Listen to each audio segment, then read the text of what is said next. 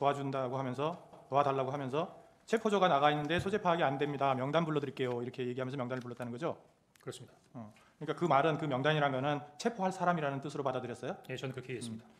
그다음에 그런데 그리고 나서 이제 계속해서 1조 2조 뭐 축차 검거 후에 구금시설에 감금 조사할 예정이다. 제일 급한 것이 위치 추적이니까 위치 추적 부탁드립니다. 이렇게 얘기했다는 거죠. 그렇습니다. 그러면 결국 여인영 방첩사령관이 요구한 거는 이 사람들에 대한 위치 추적을 해달라라는 거죠. 그렇습니다. 근데 아까 이제 청구인 측 물어본 거에는 할 수 없다. 그 위치 추적을 할 수 없다. 이런 식으로 답변하셨는데 이게 이제 법적으로 안 된다는 뜻입니까? 아니면 기술적으로 안 된다는 뜻입니까? 아니면 법적으로 안 된다 뜻입니다. 기술적으로는 가능합니까? 만약에 법적으로 허가를 받고 해야 된다고 하면 할 수 있을 것 같습니다. 국정원에서 독자적으로 할 수 있다는 겁니까? 지금 예전에 국정원이 단독으로 하는 것보다는 저희들이 그 협력센터를 많이 만들어 놓고 있습니다. 그 저희들 협력센터나 그 대테러 정보센터 같은 데는 그 소방청에서 나와 있고 또 일부는 또 경찰하고도 협업하고 있고 관세청, 방사사 여러 기관들하고 다 협업을 하고 있는 부분이 있어요. 센터들이 있습니다. 국정원이 꼭 하지 않더라도 뭐 예를 들면 소방청이나 아니면 경찰청을 통해서 할 수 있는 부분이기 때문에 국정원이 기본적으로 할 수 없다라고 말할 수는 없고 할 수 있는 부분에 있어서 여러 가지 툴은 있으나 그 하는 부분에 있어서 여러 가지 기본적인 룰이 있다 이렇게 설명드리는 것이 맞을 것 같습니다. 그러면 위치 추적을 한다는 말은 네. 결국은 휴대폰 위치 추적인 거죠? 제가 직접 해보지 못해서 정확한지 모르겠습니다. 당연히 그럴 것 같습니다. 그렇다. 그다음에 그러면 아까 그 메모 좀 띄워주시겠어요? 127호증에인가요? 그 증인이 부관한테 시켜가지고 했다는 메모 있는데 127호증에 이 메모. 이 메모에 이제 그 아래는 1조 2조 1조 2조 뭐죠? 이게 뭐 축차 검거 그다음에 뭐 방첩사 구금 시설의 감금 조사. 이거는 이제 증인이 여인영 사령관으로부터 들어서 그렇게 적어놨다는 거죠. 나중에 밑에 있는 거 말씀이십니까? 밑에. 네, 그렇습니다. 그리고 그 밑에 보면 검거를 요청, 위치 추적과 이렇게 돼 있어요. 그러니까 마지막에 이제 그 워딩이 마지막으로 끝날 때 위치 추적만으로 끝나는 것이 아니라 그 위치 추적을 하면서 저희들 그 검거를 좀 지원해 주십시오. 검거 이런 부분에 있어서 검거를 좀 지원해 주십시오라는 검거의 요청이 있었다. 그런 의미로 그 말은 검찰 조사에서도 얘기하지 않았잖아요. 검거를 요청했다는 말은 하지 않은 것 같은데. 검거를 요청했어요? 그 검거를 요청했다고 검찰에 제기한 부분에 있어서 내용이 써 있지 않습니까? 아니 그러니까 요 메모에는 써 있는데 여인영 사령관이 검거를 요청했어요? 위치를 추적하는 것 자체가 체포 대상자의 검거를 하기 위한 부분에 있어서의 지원을 요청하는 거라고 이해했습니다. 아니 제 말은 처음에는 체포조가 나가 있다. 네. 그 말은 이제 체포하러 다닌다는 말 아니에요. 근데 위치를 모르니까 위치를 추적해서 알려달라는 취지지.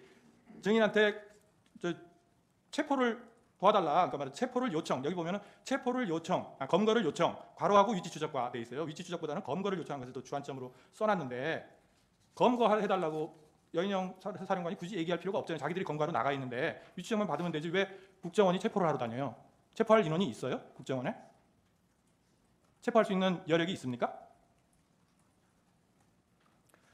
국정원이 수사권이 없기 때문에 그 체포를 할 수 있는 권한이 없죠. 근데 검거를 요청이라는 게 무슨 말이에요? 검거 지원을 요청했으니까 저희들이 직접 예를 들면 저희가 그 범죄 수사권 없더라도 쉽게 말하면 국제 범죄를 할 수 있는 부분이 뭐냐면 저희들이 검거를 지원하고 실적인 부분의 체포는 경찰을 통해서 체포하는 부분이기 때문에 항상 공조 검거를 할 수 있는 능력은 있습니다. 그러면 거기다가 위치 추적, 검거 말하자면 이제 뭐라 지원 요청. 지원 예. 이런 식으로 적어놓는 게 맞지 않아요? 예, 근데 그 총리께서도 충격적인 사건이라고 말씀하신 것처럼 저도 깊은 생각을 하면서 적은 것이 아니라 생각되는 대로 그냥 갈겨 쓴 부분이기 때문에 약간 다소 합리적이지 않게 적어놨던 부분 인정하겠습니다. 그러니까 이 말이 그러니까 증인이 이제 어차피 이 메모는 이제 수기로 메모를 하다가 버려버리고 이제 하여튼 옮겨 쓰라 그러고 밑에는 이제 옮겨 쓴 게 아니고 기억나는 대로 쓴 거잖아요. 그렇습니다. 밑에는.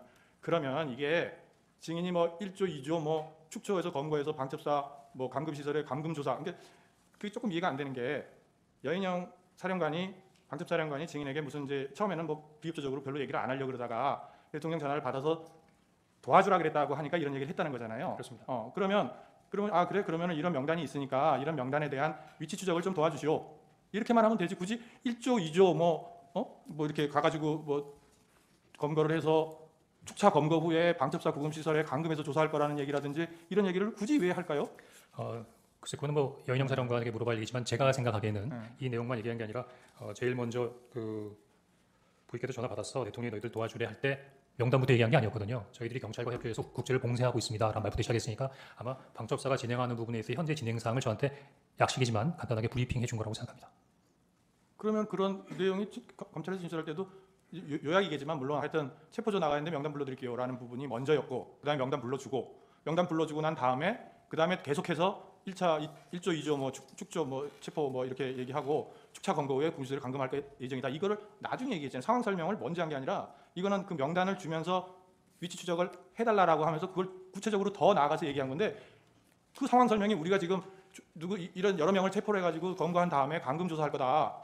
그런 얘기를 하려면 미리 얘기해야 될 거 아니에요. 상황 설명을 한다면. 근데 굳이 그런 상황 설명을 국정원 1차장한테 방첩사에서 아무리 그쪽에서 대통령 전화 받고서 도와달라고 해서 전화했습니다라는 그 말 한마디에 그렇게 구체적으로 얘기할 수 있을까라는 게 조금 의문이 들어서 하는 얘기예요. 예, 저도 약간 의문이 드는 부분이 있는데 여인영 사령관하고 제가 네. 아주 객관적이고 공식적인 관계가 아니고 사실은 그 전에는 나름대로 어떤 활동이 있어요. 보안 때문에 저한테 말을 하진 않았지만 일단 이야기 설명하면서 어느 정도의 선배니까 믿음을 가지고 나름대로 주변 환경, 주변의 여러 가지 부분까지 설명을 한 걸로 이해가 됩니다. 근데 그거는 예. 그만 조금 이상한 것이 처음에는 전화할 때 굉장히 말하자면 비협조적이거나 말을 안 하려고 그랬다고 증인이 말씀하셨잖아요. 그렇습니다. 그러니까 뭔가 이렇게 전화해서 뭐 어떻게 된 거냐고 물으니까 좀 얘기를 안 해주려고 처음에는 그랬단 말입니다. 근데 대통령한테 전화 받았다, 도와주라 그런다. 그렇게 말을 하니까 이런 얘기를 쫙 했다는 건데 아무리 그냥 생각해도 이 사람이 같은 뭐 통하는 사람이라고 해도 이게 이제 비밀이 아니구나, 이제 같이 이제 협조해서 일을 해야 되는구나라고 생각할 수는 있는데 그렇더라도 그거는 자기가 필요한 한도 내에서만 일단 얘기해야지 나중에 혹시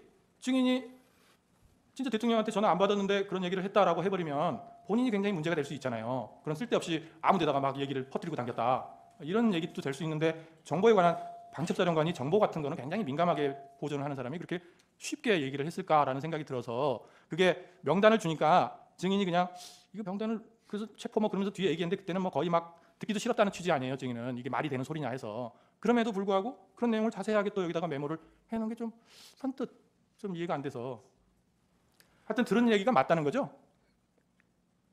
검거를 요청한 것도 맞아요. 주님께서도 충격적인 상황이라고 말씀하셨는데 이렇게 여러 가지로 급박하게 돌아가는 상황에서 어떤 얘기들 다 기승전결에 맞춰서 할 수 있을까요? 물론 그건 맞습니다. 그런데 여기 이제 써놓은 순서나 이런 게 그래서 그래요. 검거를 또 요청. 하나는 제가 그러면 여인영 사령관하고 무슨 억하 시점이 있다고 해서 일부러 이런 거를 아니 그런 취지가 아니고 예. 저는 이제 여기 이렇게 적혀 있는데 상식적으로 생각해서 그런 말을 하기가 쉽지 않다는 것과 그리고 여기 검거를 요청했다는 말을 주신문상에서 검거 요청 얘기는 나오지는 않는데 메모에는 딱 들어가 있어요. 그래서 제가 여쭤보는 거예요. 검거 요청했어요? 위치 추적을 해서 네. 방금 얘기했던 10여 명의 대상자를 검거하겠다는 것 자체가 네. 저는 검거 지원을 요청했다라고 그럼 검거 지원 요청이라고 안 쓰고 검거 요청이라고 썼어요. 이 말은 다르잖아요. 검거를 요청한다는 건 국정원에서 검거를 진짜 한다는 얘기고 제가 이제 공문서를 작성한 게 아니지 않습니까? 간단한 메모지 않습니까? 메모를 왜 작성해놨어요? 제가 나름대로 그 상황을 기억하기 위해서 메모해 놓은 거죠. 그럼 정확하게 기재를 해야죠. 예, 정확하게 기재 못해서 죄송합니다. 예, 이상입니다.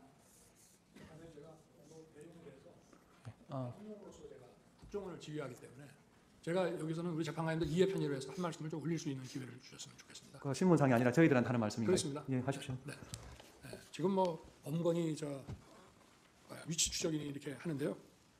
국정원은 수사권이 없고 엄건은커녕 위치 추적을 할 수가 없습니다. 뭐 협력해서 한다고 하는데 그런 거를 방첩사령관이 모를 리가 없고 그래서 저 자체는 이제 말이 안 된다고 저는 보고 있고요. 그리고 지금 저 메모가 지금 이 뭐 탄핵부터 뭐 내란물이니 이런 모든 프로세스가 지금 저 아까 우리 정영식 재판관님께서 그 지적하신 저 메모가 아마 제 판단에는 12월 6일 국회에서 박선원 의원한테 넘어가면서 시작이 된 거라고 저는 보는데요. 제가 12월 4일 날 이제 계엄 해제하고 이제 저녁에 집에 있는데 조금 늦은 시간에 국정원장이 전화를 했습니다. 그러면서 저한테 1차장한테 홍장원 1차장한테 전화를 혹시 받으셨습니까? 그래서 모르겠는데 내가 한번 이 전화 끊고 한번 열어보겠습니다. 그래서 여러분이 전화가 왔는데 제가 못 받은 거더라고요. 왜냐하면 저 비화폰은 저 무음으로 늘 해놓기 때문에. 그래서 내가 다시 국정원장에게 전화해서 전화가 왔었노라. 왜 그러냐 그랬더니 사실은 대통령님께 진작에 말씀을 드렸어야 되는데 사실 좀 오래됐습니다. 근데 어떤 정치적 중립 문제라든지 뭐 제가 자세한 말씀을 이 자리에서 드리긴 뭐가 하지만 홍장원 1차장을 좀 해임해야 되겠습니다. 그래서 제가 뭐 다른 것도 안 물었습니다. 그건 원장이 그렇게 판단하면 그렇게 하십시오. 그래서 내일 사표를 받겠습니다 해서 사표를 받고 아까 6일 날 뭐 다시 일하자 했다는데 저는 그게 믿기지가 않는 것이 벌써 6일 날 오전에 그때 제가 관저에 있는데 이미 관저로 1차장 해임과 또 오호령 씨에 대한 임명 그 결재안이 올라와서 제가 그거를 점심시간에 결재를 했습니다. 그 이후에 지금 이제 12월 6일 아침 기사부터 이런 체포 얘기가 대통령이 뭐 한동훈 대표를 잡아넣어라 이런 기사가 12월 6일 아침부터 나기 시작합니다. 그래서 이게 쭉 진행되는 것이고요. 그리고 아까 그 국정원장 해외 출장 문제와 관련해서는 제가 전주에 국정원장으로부터 이번 주에는 미국 출장이 있기 때문에 매주 금요일 날 하는 대통령 보고가 어렵습니다라고 얘기 들은 기억이 나서 제가 화요일 저녁에 국정원장한테 전화를 합니다. 해외에 있는지 국내에 있는지 알기 위해서. 그래서 제가 둘 사이에 약간의 그 미스커뮤니케이션이 있었습니다. 제가 국정원장한테 아직도 거기시죠? 저는 미국에 있는 줄 알고 그랬더니 국정원장이 예 아직도 여기입니다. 이래서 저는 해외에 있는 줄 알았습니다. 그래서 처음으로 제가 홍장훈 1차장한테 전화를 하게 됩니다. 처음엔 안 듣고 두 번째 전화가 왔습니다. 그래서 제가 원장님 부재 중인데 제가 전화를 딱 받으니까 벌써 약간의 식사 반주를 한 느낌이 딱 들어갔고 제가 원장님 부재 중이니까 원을 잘 챙겨라 라고 얘기하고 이따가 내가 혹시 전화할 일이 생길지 모르니 이 비화폰을 잘 챙기고 있어라 이렇게 제가 얘기를 했는데 8시 한 반 무렵에 국무회의 하려고 이제 뭐 여러분 이제 국무위원도 오시고 비서실장 안보실장이 들어오는데 안보실장하고 국정원장이 같이 오는 겁니다. 그래서 제가 아니 어떻게 된 겁니까? 미국에 있는 거 아닙니까? 했더니 저 내일 출발입니다. 그래서 제가 국정원장한테 나는 원장님 미국 계신 줄 알고 제가 1차장한테 전화를 했습니다.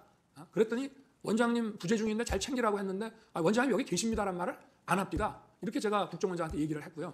그리고 국정원장도 아마 둘이서 그런 커뮤니케이션을 나중에 했을 거라고 저는 추측이 되는데 제가 만약에 계엄 사무에 대해서 국정원에다 뭘 지시하거나 뭐 부탁할 일이 있으면 국정원장한테 제가 직접 하지 차장들 업무 관련은 2차장이지만 2차장한테도 안 합니다. 원장한테 무조건 기관장한테 하는 것이고요.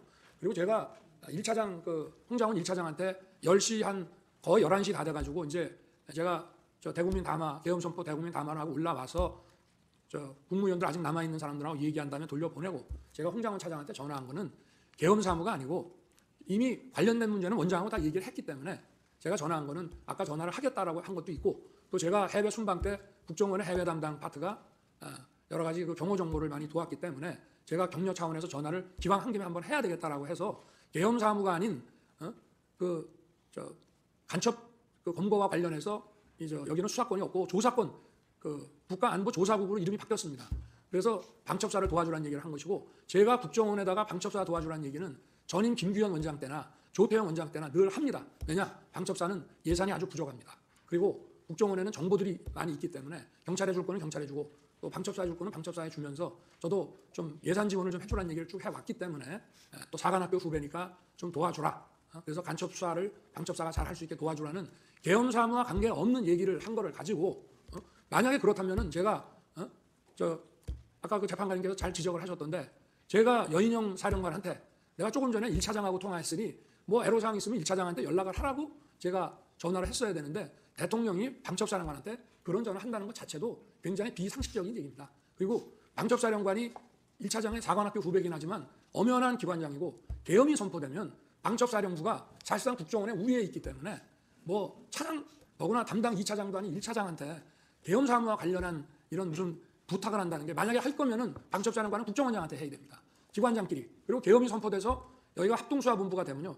정부도 역시 방첩사가 국정원 우위에 있는 거기 때문에 제가 뭐 재판관님께서 이 전체적인 사항을 어떻게 판단하실지는 그거는 뭐 제가 정할 문제는 아니지만 이 전체 상황에 대해서 좀 이해의 편의를 위해서 간단하게 말씀드렸습니다. 이상입니다. 예.